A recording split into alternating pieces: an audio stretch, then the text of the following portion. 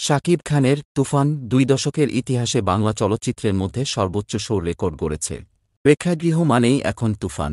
তবে নির্মাতা রায়হান রাফি আভাস দিয়েছিলেন এটা তো কিছুটা ঝলক মাত্র। আসল ধামাকা হবে তুফান ২-তে। সেই থেকেই কৌতূহল জমেছে ভক্ত দর্শকের মনে। তাহলে কারা থাকবে রাফির পরবর্তী ধামাকায়? জানা গেছে, শুক্রবার সিনেমাটি একযোগে মুক্তি পাবে আমেরিকা, কানাডা, অস্ট্রেলিয়া ও বেলজিয়ামে। সামাজিক যোগাযোগ মাধ্যমে এ তথ্য নিশ্চিত করেছে স্ট্রিমিং প্ল্যাটফর্ম চরকি। এরই মধ্যে আরও একটি ইতিহাস গড়া রেকর্ডের কথা জানিয়েছেন নির্মাতা রায়হান রাফি। সম্প্রতি এক সাক্ষাৎকারে তুফান সিনেমার নেপথ্যের কারিগররা এসেছিলেন। বেশ আড্ডা জমেছিল সেখানে। গল্পে গল্পে দর্শক ভক্তদের নানা প্রশ্নের উত্তর দেন তুফান ত্রিরত্ন। তুফান টিমের নেপথ্যের কারিগর শাহরিজার শাকিল, রেদোয়ান রনি, মহেন্দ্র সোনি এক হয়েছিলেন এক সাক্ষাৎকারে।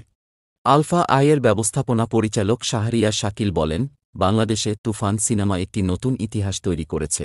সব ধরনের দর্শক সিনেমা হলে আসছে, দারুণভাবে সিনেমা উপভোগ করছে। মাল্টিপ্লেক্সে এসে মানুষ শীষ বাজাচ্ছে, নাচছে, চিৎকার করছে, এরকমটা আসলে খুব একটা দেখা যায় না। ইন্ডাস্ট্রির এমনই একটি অবস্থা আমরা দেখতে চেয়েছিলাম। চরকির প্রধান নির্বাহী কর্মকর্তা চলচ্চিত্র নির্মাতা রেদোয়ান রনি বলেন, আমরা সুড়ঙ্গের সাফল্য নিয়ে একদিন আড্ডা দিচ্ছিলাম শাকিল ভাইয়ের অফিসে। ওই দিন আমরা চিন্তা করছিলাম আরও বড় স্কেলে কিভাবে সিনেমা বানানো যায়। তখন রায়হান রাফি তার নতুন গল্প নিয়ে ভাবা শুরু করেছে। তখন হঠাৎ করেই আমাদের মাথায় এলো শাকিব খানের কথা।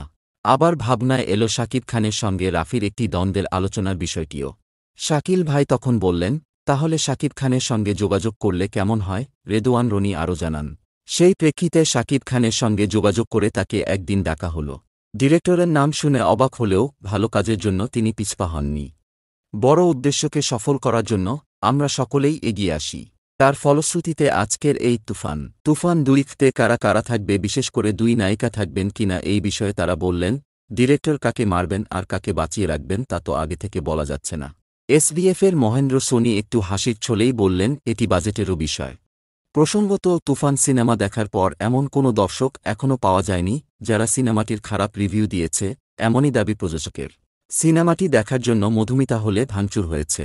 সিনেমার কেন্দ্রীয় চরিত্রে অভিনয় করেছেন শাকিব খান, আর গুরুত্বপূর্ণ একটি চরিত্রে অভিনয় করেছেন চঞ্চল চৌধুরী। আছেন ২ নায়িকা ঢাকার মাসুমা রহমান নাবিলা ও কলকাতার মিমি চক্রবর্তী। আরও রয়েছেন ফজলুর রহমান বাবু ও গাজী রাকায়েত। পুরোপুরি অ্যাকশন ধাঁচের এ সিনেমায় শাকিব খান একজন গ্যাংস্টারের চরিত্রে ধরা দিয়েছেন রূপালী পর্দায়।